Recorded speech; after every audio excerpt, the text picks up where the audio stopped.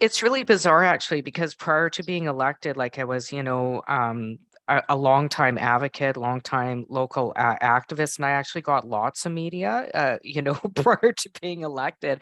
And I actually find that now being an elected official, I have to push for stories. Often I've taken positions. I think it's no secret that are, you know, uh, contrary to positions that are being taken in Ottawa.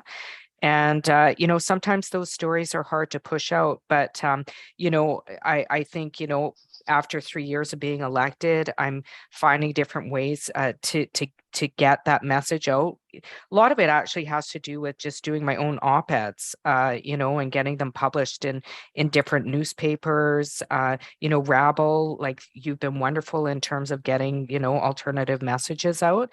And I think it is a struggle. But I do think with like a changing kind of social media environment, it's getting easier to get stories out. And these stories are critical.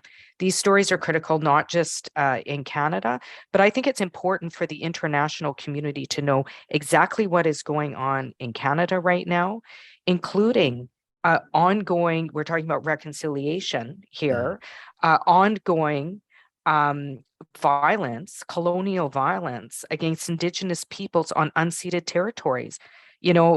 With militarized police, we talk about a violent land dispossession. Well, that's happening in Canada, and that's happening by state police that are paid for by governments. And so I think these are important stories to get out, especially at a time in reconciliation.